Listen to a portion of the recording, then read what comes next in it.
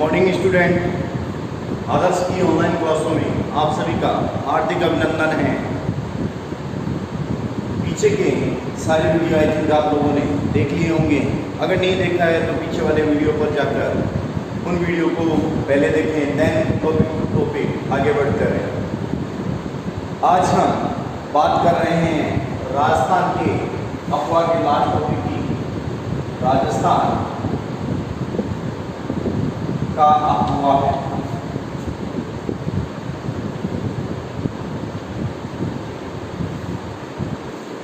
राजस्थान का अफवाह है। तो राजस्थान के अफवाह को हमने 3 पार्ट के अंदर डिवाइड किया था। पहला, अरब सागर के अंदर गिरने वाली नदियाँ, दूसरा बंगाल की खाड़ी के अंदर गिरने वाली नदियाँ, और तीसरा अंतःप्रवाही नदियाँ। तो आज हम उसी तीसरी अंतःप्रवाही नदियों की बात करेंगे। अंतःप्रवाही नदियों के अंतर्गत कौन कौन सी नदियाँ आती हैं और उनका विस्तार, इन सभी चीज़ों को लेकर आज हम बात करेंगे। आप लोग ऐसे जुड़े रहिए और वीडियो को शुरू से लेकर अंत तक जरूर देखिए। बात करते हैं अंतःप्रवाही नदियों की। अंतःप्रवाही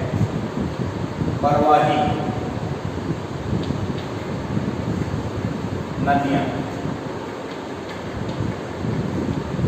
अंतःप्रवाही नदियाँ कौन कौन सी आती हैं अंतःप्रवाही नदियों के अंतर्गत?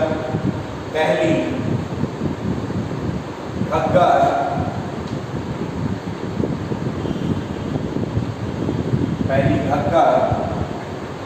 दूसरी कांतली,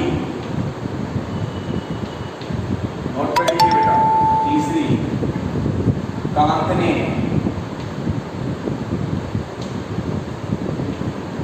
नोट कीजिए, घग्गर, कांतली, कांकने, और चौथी है साबी। चारों नदियों को नोट कर लीजिए। तीसरा जो पार्ट है इसका अंतःप्रवाही नदियाँ। अंतःप्रवाही नदियाँ यानी जो अंदर की तरफ क्या हो जाती है, विलुप्त हो जाती है, अंदर धरातल के अंदर चलती रहती है। इसके अंतर्गत घग्गर, कांतली, कांकने और साबी, ये सारा नोट कर लीजिए। उसके बाद हम बात करते हैं पहली नदी घग्गर की। पहली नदी घग्गर नदी की बात करते हैं। नोट करते रहना बेटा साथ साथ में, ठीक है। राजस्थान की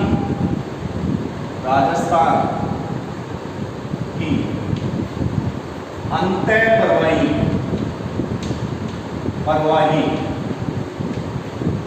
नदियों में, अंतःप्रवाही नदियों में सबसे लंबी नदी है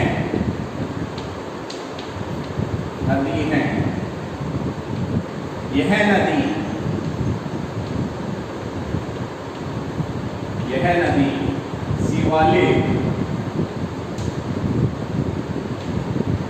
नदी शिवालिक, नोट करते चलो बेटा साथ साथ।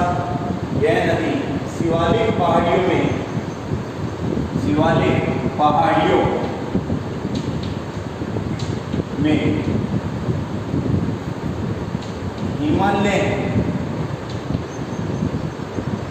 शिवालिक पहाड़ियों में हिमालय के कालका से निकलकर, हिमालय के कालका से निकलकर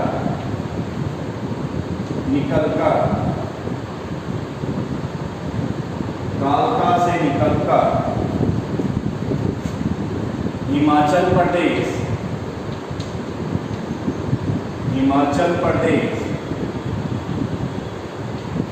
पंजाब, हरियाणा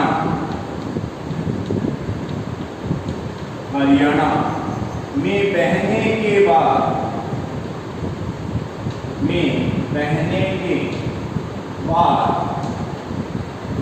नोट करते चलिए बेटा साथ साथ में, बहने के बाद हनुमानगढ़ जिले की, हनुमानगढ़ जिले की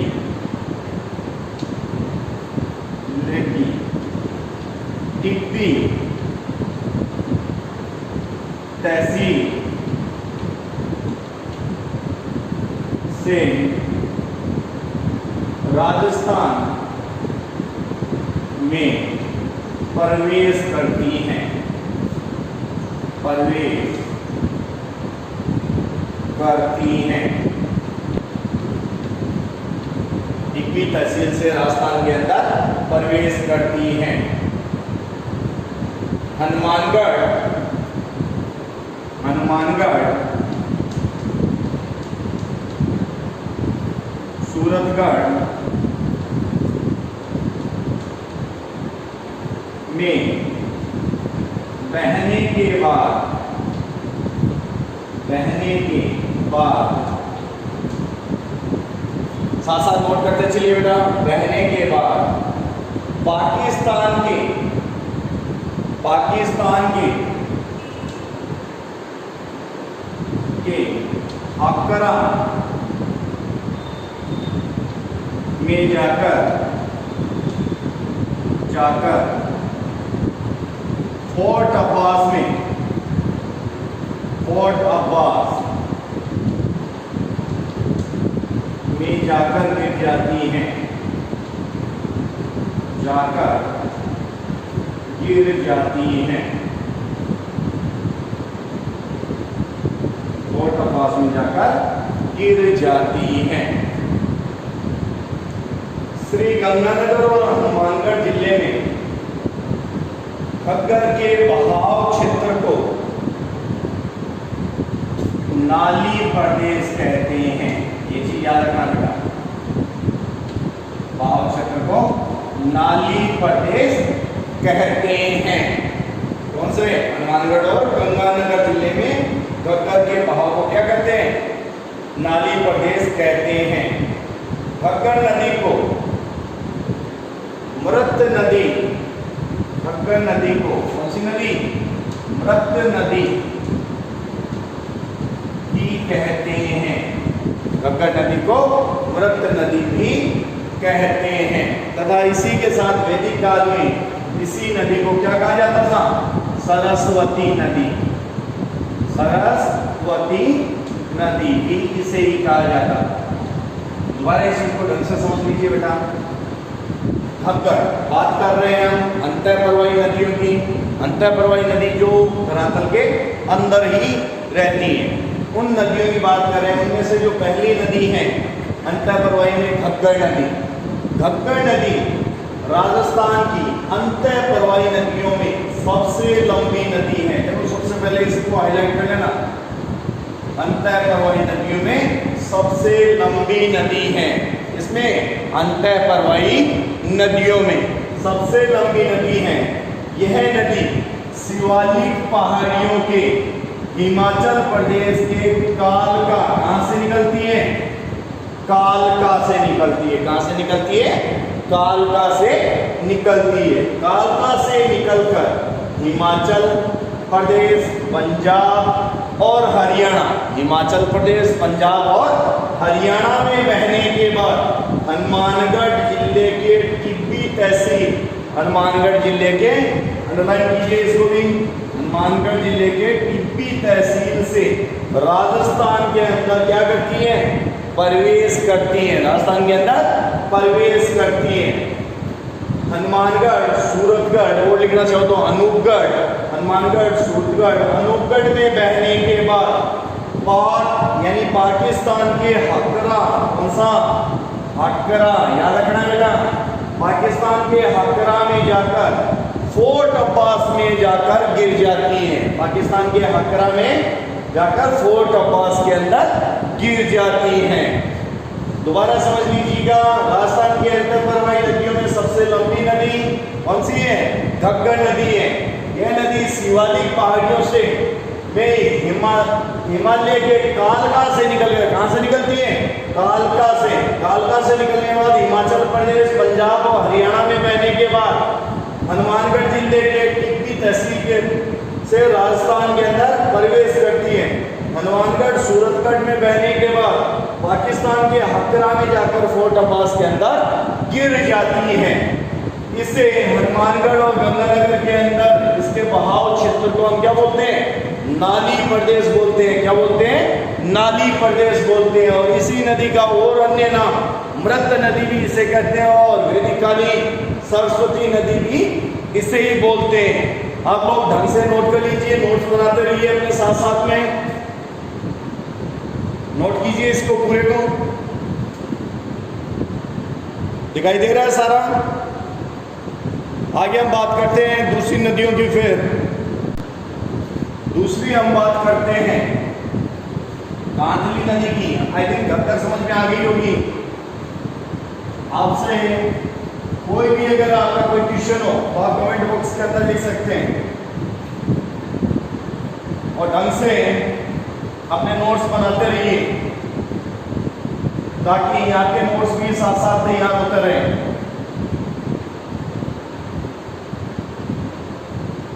साथ साथ नोट्स बनाना कंपल्सरी है बेटा। साथ साथ आप वीडियो को देखते रहिए और अपने नोट्स भी तैयार करते रहिए। बात करते हैं दूसरी नदी कांतली की। कांतली नदी देखिए, शेखावटी क्षेत्र की, शेखावटी क्षेत्र की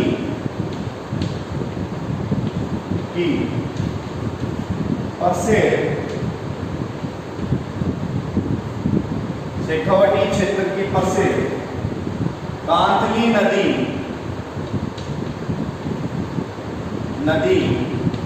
शेखावटी क्षेत्र की प्रसिद्ध कांतली नदी सीकर जिले के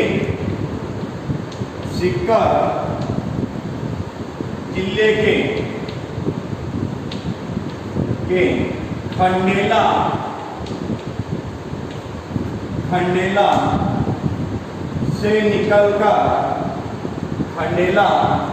से निकलकर नोट कीजिए, खंडेला से निकलकर झुंझुनू की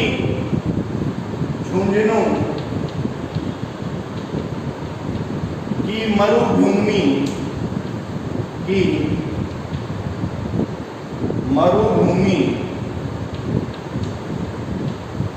में जाकर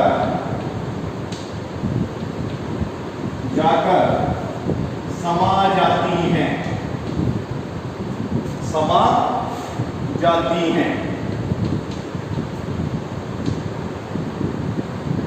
दूसरी बात कर रहे हैं कांतली नदी की।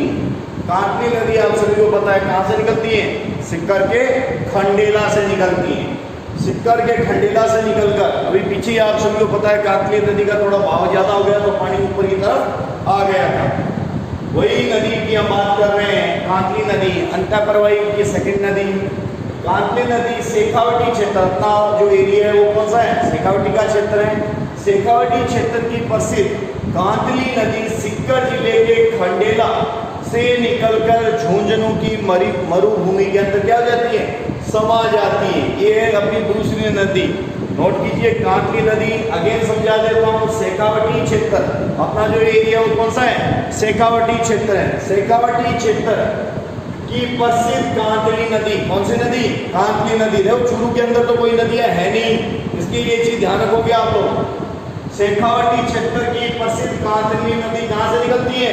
सीकर जिले के खंडेला से। कहां से निकलती है? सीकर जिले के खंडेला से निकलकर झुंझुनू की मरुभूमि के अंदर समा जाती है, यानी मिट्टियों के अंदर, जमीन के अंदर जाकर समा जाती है। ये नदी है दूसरी कांतली नदी। नोट कर लीजिए इसे। तीसरी फिर हम बात करते हैं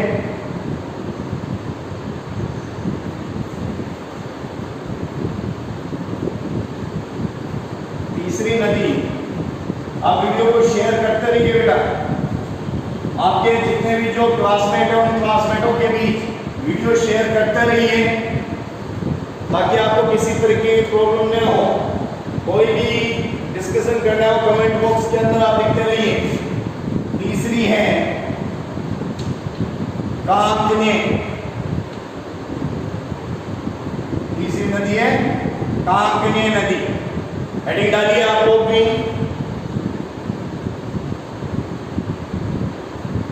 मसूरदी, मसूरदी के नाम से विख्यात,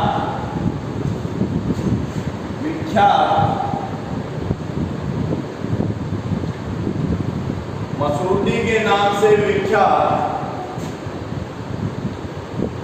कांकने नदी, मसूरदी के नाम से विख्यात कांकने नदी जैसलमेर जिले के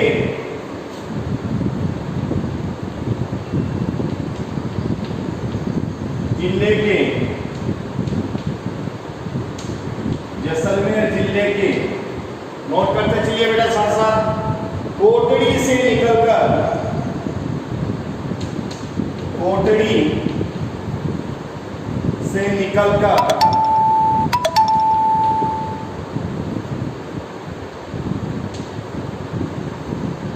जैसलमेर जिले के कोटड़ी से निकलकर स्थानीय मरुभूमि में समाते हुए, स्थानीय मरुभूमि में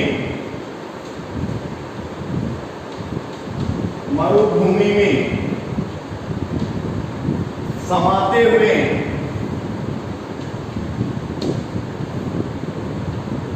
स्थानीय मरुभूमि में समाते हुए बुज झील का निर्माण करती है, बुज झील का निर्माण करती हैं। नोट करते रहिए साथ साथ। कांकने नदी की बात कर रहे हैं, किस नाम से विख्यात है? मसूरदी के नाम से विख्यात है। कौन सी नदी? कांकने नदी। मसूरदी के नाम से विख्यात कांकने नदी जैसलमेर जिले के कोटड़ी, कहां से निकलती है? जैसलमेर जिले के कोटड़ी से निकलकर स्थानीय मरुभूमि में समाते हुए, स्थानीय मरुभूमि में समाते हुए बुज झील का निर्माण करती है। कौन सी झील का निर्माण करती है? बुज झील का निर्माण करती है। अगेन रिपीट करवा देता हूं। कांकने नदी मसूरदी के नाम से विख्यात, किसके नाम से विख्यात? मसूरदी के नाम से विख्यात, मसूरदी के नाम से विख्यात कांकने नदी, नदी लिख लेना बेटा। जैसलमेर जिले के कोटड़ी से निकलकर, कहां से? जैसलमेर जिले के कोटड़ी से निकलकर स्थानीय मरुभूमि में समाते हुए बुज झील का निर्माण करती है। ये तीसरी नदी है।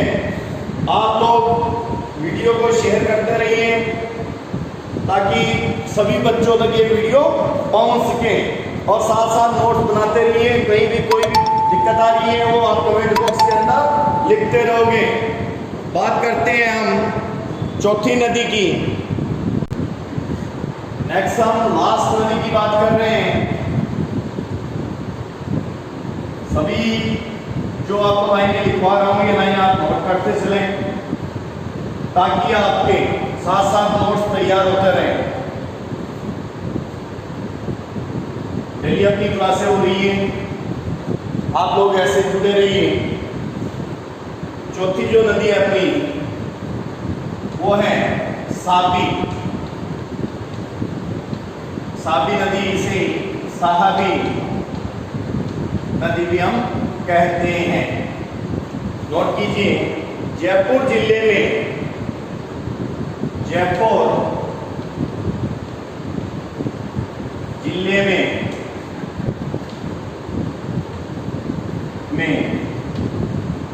सेवर जिले में सेवर से निकलकर सेवर से निकलकर जयपुर जिले में सेवर से निकलकर जयपुर और अलवर में जयपुर और अलवर में बहने के बाद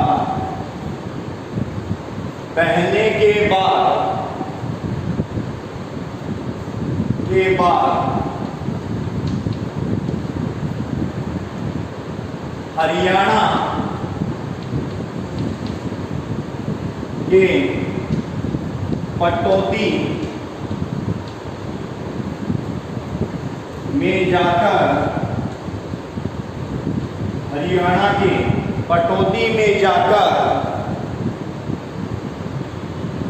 भूमि में सूख जाती हैं। भूमि में सूख जाती हैं। ये अपनी लास्ट नदी है, साबी या साहिबी, साहिबी नदी। देखो लास्ट जो अंतःप्रवाही नदी है, इसी के साथ अपना राजस्थान का अपवाह तंत्र कंप्लीट हो जाएगा। क्वेश्चन आ जाता है राजस्थान के अपवाह तंत्र को समझाइए, तो आप सभी को ये सारी नदियां लिखनी है। सबसे पहले अरब सागर की नदियां, उसके बाद बंगाल की खाड़ी की नदियां और उसके बाद अंतःप्रवाही नदियां। ये 3 विसर्जन के आधार पर नदियों के पार्ट हैं। फिर अगर आपको कोई मीडियम साइज का कोई क्वेश्चन पूछा जाता है तो उसमें एक फिक्स आपको नदी दे दी जाएगी, चंबल नदी के बारे में बताइए या फिर अंतःप्रवाही नदियों के बारे में बताइए या फिर बंगाल की खाड़ी में गिरने वाली नदियों के बारे में बताइए या फिर अरब सागर के अंदर गिरने वाली नदियों के बारे में बताइए। इस अकॉर्डिंग आपको क्वेश्चन पूछे जाएंगे। छोटे क्वेश्चन, माइनर क्वेश्चन, सबसे छोटे क्वेश्चन भी इनसे बन जाते हैं। उससे भाई साबी नदी कहाँ से निकलती है, तो आप सभी को पता होना चाहिए जयपुर के सेवर से ये नदी निकलती है। क्योंकि ये छोटे क्वेश्चन बन जाते हैं इस अकॉर्डिंग। यही चाहे कंपटीशनों में छोटे क्वेश्चन बन जाते हैं। अपने बीए लेवल के ऊपर इन चीज़ों को विस्तार से हम अध्ययन करते हैं। ये फिर अगर हम RAS IAS में जाते हैं, कुछ थ्योरेटिकल पोर्शन के क्वेश्चन भी बनते हैं। तो इसलिए आपको सभी तरीके से क्वेश्चन आने जरूरी है, क्योंकि यही आपकी क्लास है जिनमें आप लोगों का बेस तैयार हो जाता है। इसलिए ढंग से पढ़िए। अगेन मैं आपको समझा देता हूँ। साबी जयपुर जिले के सेवर से निकलकर, कहां से निकलती है? जयपुर जिले के सेवर से निकलकर जयपुर और अलवर में बहने के बाद, कहां?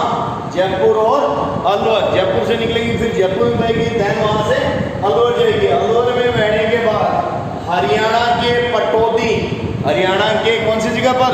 पटौदी के पास जाकर ये मरुभूमि के अंदर समा जाती है। ये चीज आपको ध्यान रखना है। हरियाणा के पटौदी के अंदर जाकर ये समा जाती है।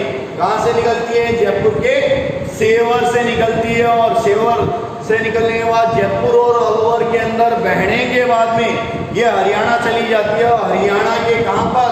पटौदी। कौन सी जगह? पटौदी के पास ये मरुभूमि के अंदर समा जाती है। इसी के साथ अपने राजस्थान की अंतःप्रवाही नदियों का टॉपिक भी कंप्लीट होता है। आप लोगों ने अगर पीछे के वीडियो नहीं देखे हैं तो आप पीछे के वीडियो जाकर जरूर देखिए, क्योंकि टॉपिक से टॉपिक जुड़ा रहता है। आप लोग बेस पहले तैयार करेंगे, उसके बाद अप लेवल पर चलते रहेंगे, तभी आपके सारे कॉन्सेप्ट क्लियर होते रहेंगे। आप लोग ढंग से पढ़ पाएंगे और आपके तरीके से नोट्स भी आपके तैयार होते रहेंगे। ये चीज़ आपको ध्यान में रखते हुए रखना है और वीडियो को पूरा देखना है। ऐसे नहीं आप स्किप करते हुए चलो, स्किप करते हुए चलोगे आपको कुछ भी समझ में नहीं आएगा। लेकिन आप पूरे वीडियो को शुरू से अंत तक आप देखोगे और पहले लेवल से स्टेप बाय स्टेप आप पूरे लेवल चेंज करते रहोगे, तब आपको वो चीज़ इजीली तरीके से क्लियर हो सकेगी। और उसके बाद भी अगर आपको कहीं पर कोई प्रॉब्लम आती है तो नीचे कमेंट बॉक्स दिया हुआ है, उस कमेंट बॉक्स के अंदर जाकर आप लोग वो चीज़ लिख सकते हो, उसका आंसर मैं नेक्स्ट वीडियो में आपको दे दूंगा। तो इसलिए आप लोग पूरे वीडियो देखें। और अगर आपने इस चैनल को सब्सक्राइब नहीं किया है तो सबसे पहले आप चैनल को सब्सक्राइब जरूर करें। इसी के साथ मैं मोहित वर्मा आप लोगों से इजाजत चाहता हूँ। नेक्स्ट वीडियो में दोबारा मिलते हैं हम नए टॉपिक के साथ में। इसी के साथ धन्यवाद।